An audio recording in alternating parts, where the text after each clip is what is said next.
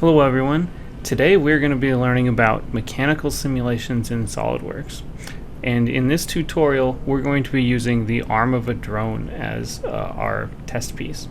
So let's go ahead and just make a rough sketch of a simple drone arm. So I'm just going to make a rectangular cross section and then extrude that. So let's add some dimensions. I will make this beam 20 millimeters wide, and let's make it 100 millimeters long. Okay, so it'll look something like that. On one end we're going to attach this arm to the rest of the drone frame. On the other end we're going to be mounting the motor for the propeller of the drone. So let's go ahead and put some mounting holes in right away. So I'm just going to make a circle pattern here. I'm going to use this as a construction circle, and let's put that construction circle, let's put that 10 millimeters from the end of the beam, and let's make the diameter of that 10 millimeters.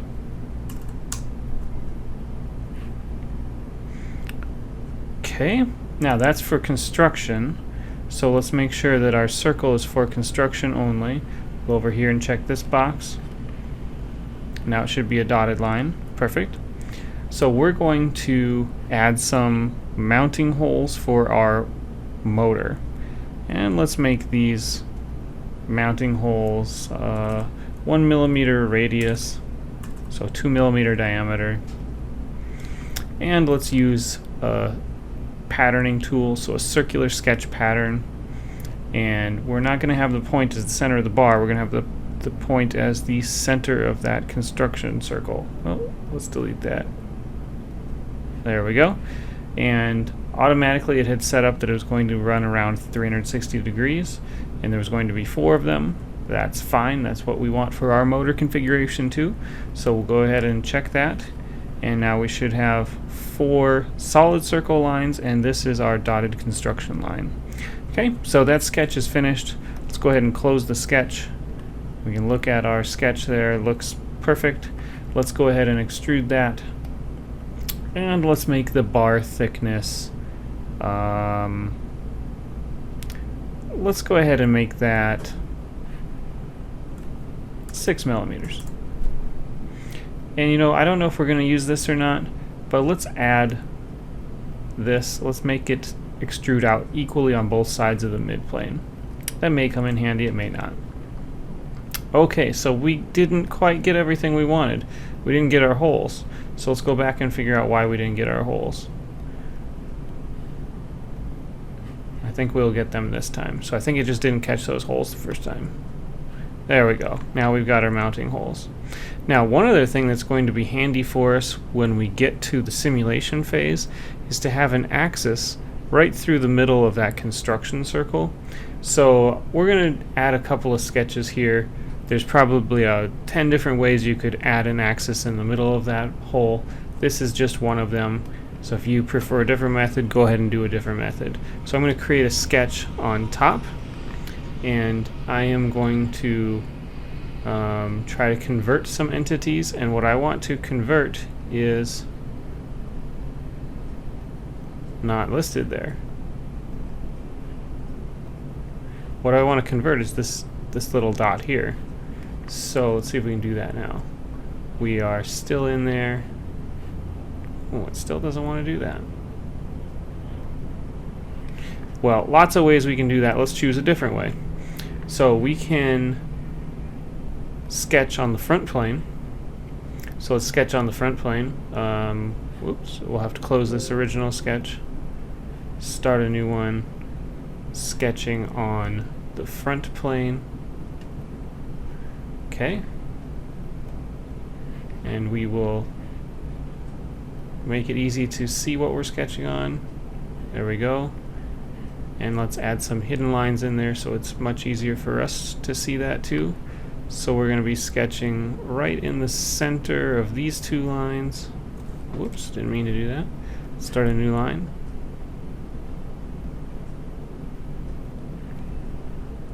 Now that's not the right dimension, so let's go ahead and change that. I think we said, was that 10 millimeters?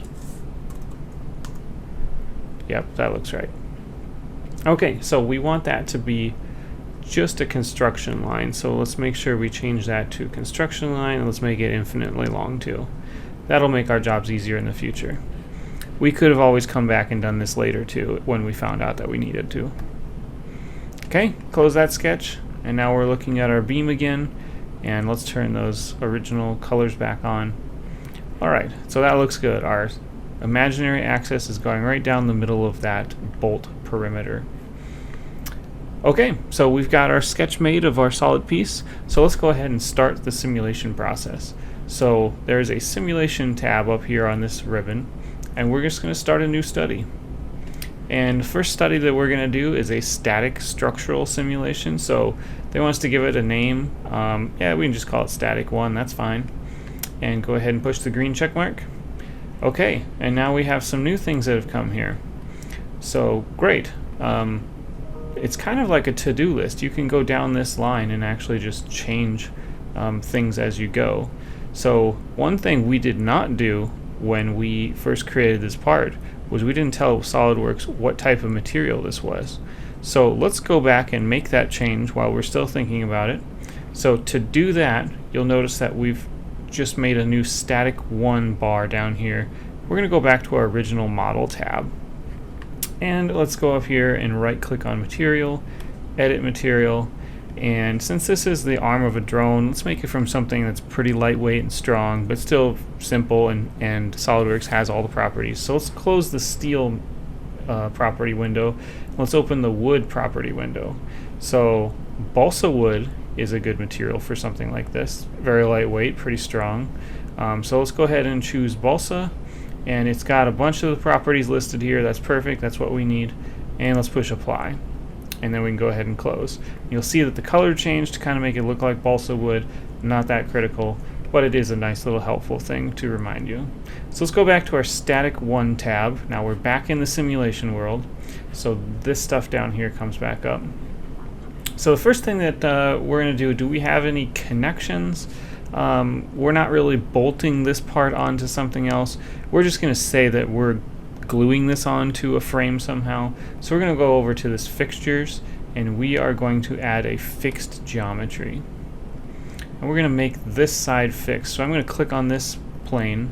It should get highlighted if you want to see that a little more. It's now green highlighted, and you see all these green arrows. Basically what those arrows are signifying is that all points on this face are fixed. They're not allowed to move in the X, Y, or the Z, and there's no rotations allowed either. So that is completely fixed as if it's glued or welded to a wall. So we'll go ahead and push the green check mark, and now that edge is fixed. And let's go over here, and now let's focus in on these motor mounting holes. So we're going to have eventually 4 bolts going through here, mounting that motor down.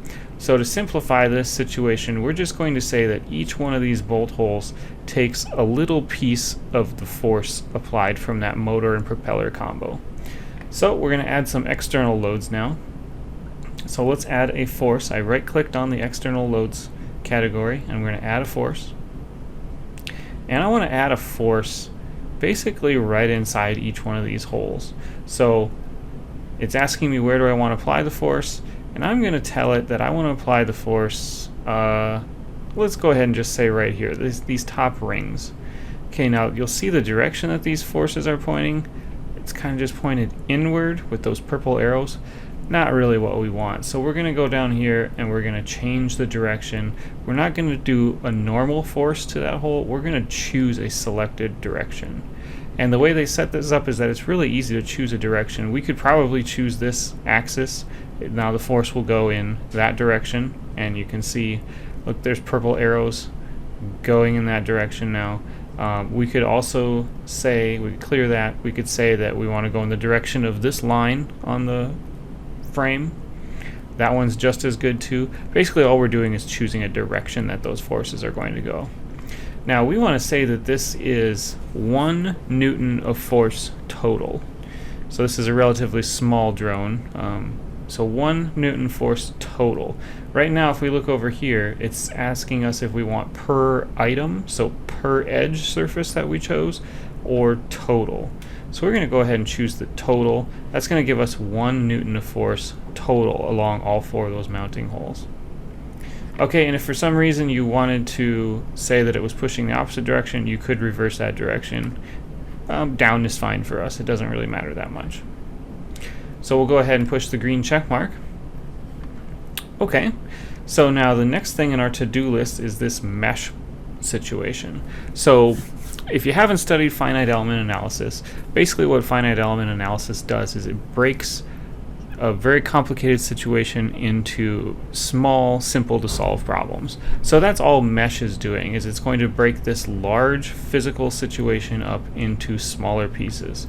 So we're just going to right click on here and we're going to say we want to create a mesh. And for now we're just going to create a really basic mesh, and this is your slider bar. So the slider bar determines coarseness, fineness, and basically what that means is a little bit related to accuracy and a little bit related to time. So the coarser the mesh is, the bigger your small problems are. So it solves it faster, but your accuracy probably goes down. The finer you make that mesh, your accuracy grows up, but your time to solve that problem also goes up because we're breaking it up into many, many small pieces. So just for the sake of trying something, let's just try something in the middle for right now. We'll look at the mesh and we'll decide if that looks like a good tight mesh or if it's too tight or too loose. So we'll go ahead and choose that and go to green check mark now.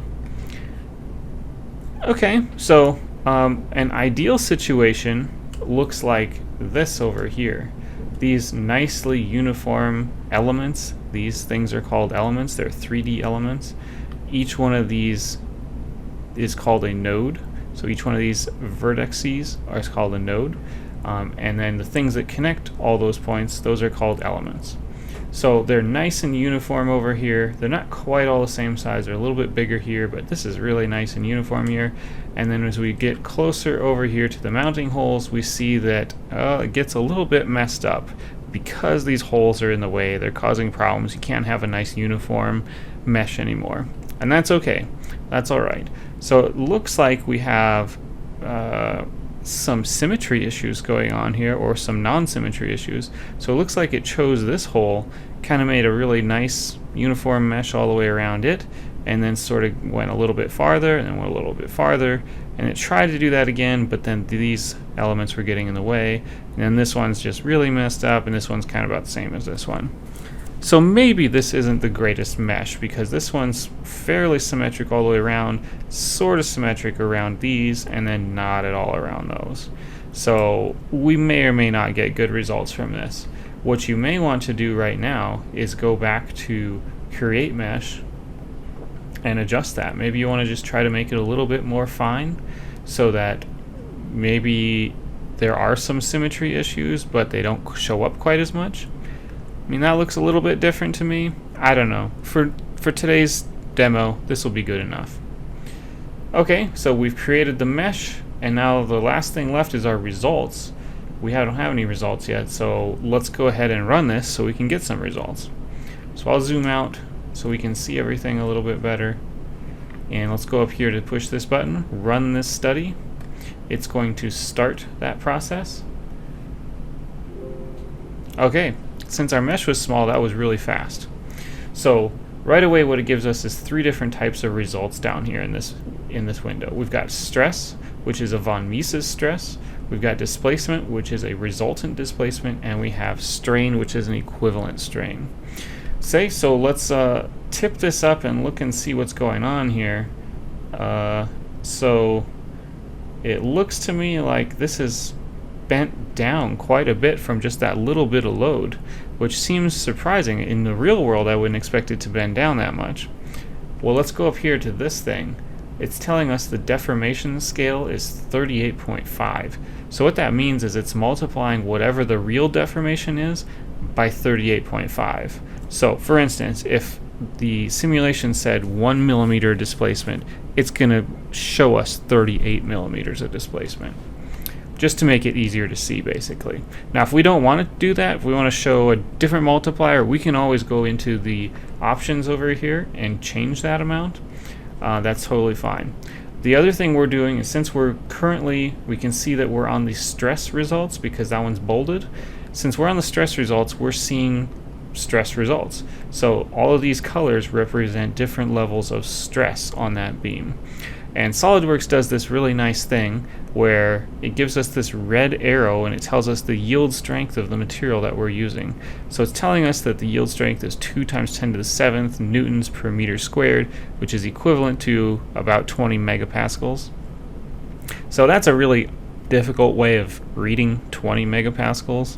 And you'll notice that our biggest color, which is this darkest red, it's only at 7 times 10 to the 5th, so not even a megapascal yet. So we're doing good. Our simulation is showing that this piece of balsa wood would survive our loading. But I want to change how this looks. I want to make that simpler. Let's go into our options over here. Let's right-click on stress result, and let's edit the definition. Now let's just go through what are some things that we can edit. First of all, we can edit the type of stress that we're seeing, so we can look at just normal stresses in any direction, shear stresses in any direction, principal stresses, von Mises, which is probably the most useful in a simulation like this, stress intensities, triaxial stress, all kinds of stresses that we can look at. We're going to leave it as von Mises, but we're going to adjust the units. So let's look at this instead of newtons per meter squared, which is pascals. Let's look at this as newtons per millimeter squared, which is megapascals, which makes a little bit smaller numbers, which are easier for our brains to interpret. And then here's where you can change that deformed scale. So they chose an automatic number of 38.5, 3 long digits there. We can choose whatever we want. For now, we'll just leave it as that. That's fine. And let's go up here to chart options. Another thing that I like to do is I like to always just have a little flag on there that shows me where the minimum stress or minimum deformation is, and another flag that shows me where the maximum is. So it's just a little note on the screen. You can move these around. It shows you what is the maximum and where it's located, and what's the minimum and where is it located. So I always like that. And then last thing I want to show you on this screen is, let's change that from scientific notation for these numbers to a floating number. And you go over here and you see, okay, that looks much more manageable now. And 3 decimal places is fine. One other thing, let's see, we can also move that legend around. So that becomes kind of useful as you're trying to create a report that shows what type of simulation you did and your kind of results that you got. So if you want to show your bar in a particular angle, you may want to move this around to get it in the picture, get it out of the way of the model. You might want to move that around for a variety of reasons. Okay, so we adjusted some stress settings there. Let's go ahead and now we see that it says 20 megapascals, which is much easier for our brains to interpret, and the most we're seeing is 0.7 megapascals anywhere on the beam. Okay, let's go ahead and look at some displacement results. So I clicked on it once, nothing changed. Let's double click it, and now we have new results here. Okay, so does this make sense? We're seeing the highest deformation down here at this point, which is away from the fixed location. Yep, that seems to make sense. So that's good. What else can we look at? Over here we see that we're in millimeters, but we're also in that scientific notation again, which is potentially more difficult to read. So if you want, you can go change that one too. All of these options are going to look very much the same. We have different things we can display here. Displacement in any one of the 3 directions, the total resultant displacement. We can look at reaction forces if we really wanted. And again, it's showing us that deformed automatic scaling factor. So if we wanted to show it in true scale, or if we wanted to choose like 10 to 1 or whatever, we could do that. We'll leave it there for now. Again, I like to show min and maxes on there. It just helps me understand things quickly. So you can move those around. And same thing, you can move your legend around if you need to again. But what we came in here for was to change that off of the scientific notation. There we go. So our legend looks a little bit better, a little bit easier for my brain to interpret that now. Okay, and we can go look at the last result we have. and we can see, well, those flags moved around. We can go see the strain. The strain should look very similar to the stress. If we go quickly look at the stress, yeah, it looks pretty much the same. Those should be related, right? If you remember Hooke's law, they should be pretty well related. I'm not entirely sure why our strain looks more pixelated than this. It must be some option in there deep inside. We won't really worry about that because the things that we mostly care about when we're doing simulations is the stress and the displacement. So we'll look at these for the most part. Okay, well that's great. We learned that currently our beam is strong enough to survive the loading that it's going to get, assuming that we set up our simulation properly so that this side should be fixed and that each one of these motor mounts should be absorbing 1 Newton of load total. Okay, but that's not the true story of what's happening on a drone frame, right? We know that we should also be getting some reaction torque on there from the motor and from the propeller. So we have not added that in yet, so let's go back and add that in and let's see how does our resultant stress look with that extra torque on there. Okay, so we're going to add our torques in. We're going to right click on external load, and now it brings up the torque menu. So we're going to have to do each one of these holes individually. It's the easiest and quickest way to do it, which is kind of a pain, but it's fine. So you click on the face that you want to add the torque to. We want to add torque to this one, and then you click on the face where the torque is centered. That's also that same interior face. And let's say that we're going to have 1 Newton meter total of torque, so each one of these 4 holes should get 0.25 Newton meters. Okay, so let's go ahead and push the OK button, and now we see some sort of torque looking arrows on that circle. Okay, let's add that to the other 3 now. And same thing, we are going to click on that inner cylindrical face 2 times, make the load 0.25.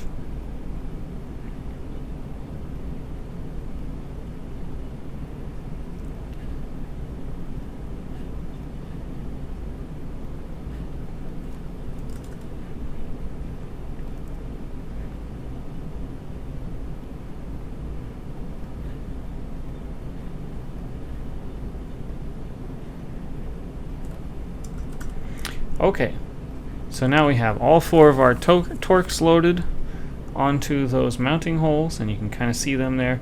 Note that this is still the deformed shape, so that's why we're seeing it kind of bent down like that. But this is where the loads would be applied if it wasn't deformed. So that looks good to me. So now you'll notice that since we came back here and made some changes, this thing is kind of giving us a little warning that says, this little yellow triangle that says warning, something has changed. Your results down here also have that. Probably means your results aren't accurate anymore. So what we need to do is we need to rerun that study. So let's go ahead and push the run the study button one more time. And when it does this, we didn't make any changes to the mesh, so it didn't have to remesh anything. All it had to do was just rerun the simulation. So that actually ran pretty quickly, and now we can look and see what's going on with our stresses. So 1 Newton meter of reaction torque is actually a ton. So what we're seeing is all of our stress is acting right around these holes now, comparatively. There's still some stress. There's still the same amount of bending stress that there was before. It's just that most of the stress is acting on these holes now. And the bending stress, which was like 0.7, it all kind of blends in with the rest of it now. So that was probably too high. We probably should make that a little bit more realistic. So let's go back and edit those. This is also a good time for you to see you can edit these. So let's make them each 0.05 instead. So we'll edit all 4 of these. That should be more realistic. It might even still be more than what is actually realistic. And again, you'll get that from your propeller and your torque spec sheets. Okay, so we've got yellow triangle in our results and yellow triangle up in our entire simulation. That means we got to run it one more time. So let's run that one more time. Luckily our mesh is relatively coarse, so it still goes quickly.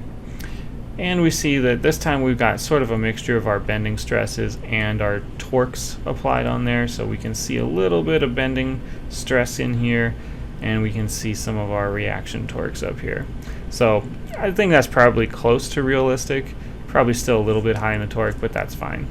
So we'll live with this one. Okay, so now it's a little bit more interesting. Our deformations should have changed. So last time all we saw was that this thing was bent down. This time, if we look at this from the top, let's see if I can get the top view. So we're also seeing it turn this way because of the torque. So it's kind of warped in this direction. So that's interesting. So let's go look at our displacement then. And this is our resultant displacement. I can see that right here. Let's say that I wanted to see just the amount of displacement that it has moved in the warping direction, which if I go down here and look at this label, it's the Z direction. So let's edit that and let's change that to the Z displacement only. So we'll go up here and we'll choose Z displacement. Okay, so now all of our numbers up here are only related to Z displacement. So it looks like it has warped quite a bit, but that's just our multiplier. We're at about 38.4 multiplier now. So real displacement 0.085 millimeters, not very much at all. But let's look at it in this direction, and let's see what our actual displacement is in just this direction. So that is our Y direction, so let's change that to Y.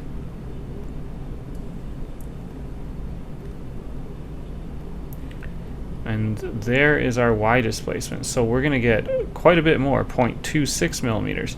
Now, in the real world, is that a lot? Not really, but it's more than the other direction was. Okay, so what I have learned in this simulation, if we go back to stress, is that our yield strength is 20, our maximum stress we're seeing is about 2.3. That tells me that we're probably using more material than necessary. And for a drone, more material means more weight. More weight means less flight time, less payload capabilities. So anywhere you can make this thing lighter weight, that's always a good thing. So let's go back and let's cut out some weight. And probably the easiest way to cut out some weight to start with is to make this beam thinner.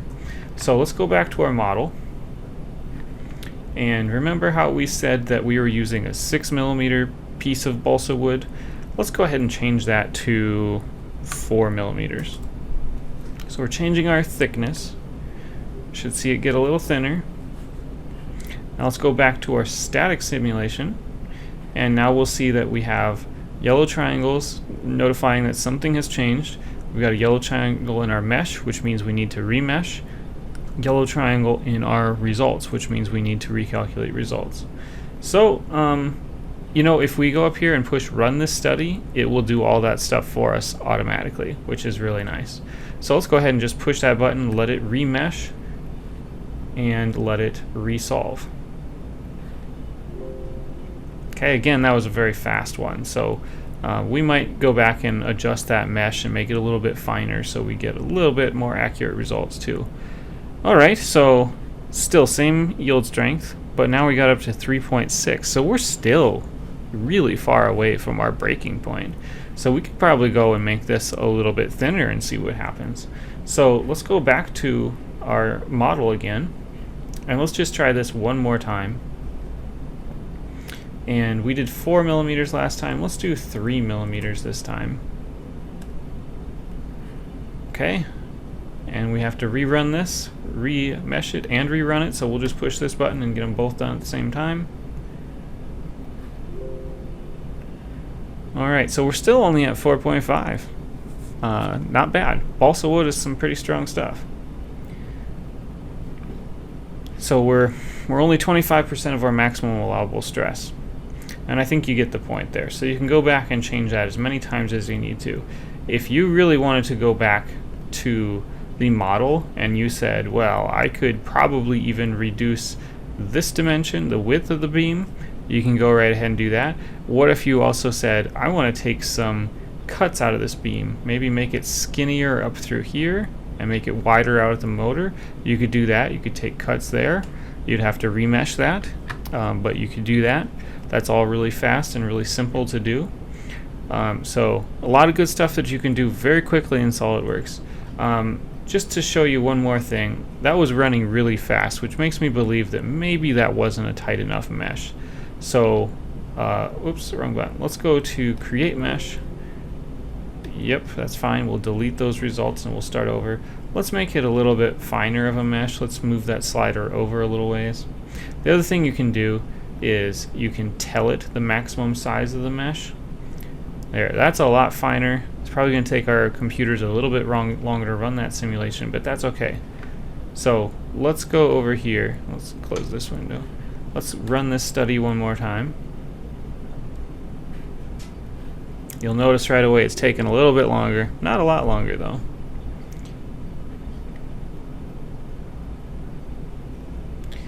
Okay, and roughly the same results there. It's still about 25% of our yield strength, and I'm sure these are all right about the same dimensions too. I don't remember what this dimension was. I think it was about that much though. Okay, so that's the basics of some mechanical loadings in SolidWorks and running those simulations.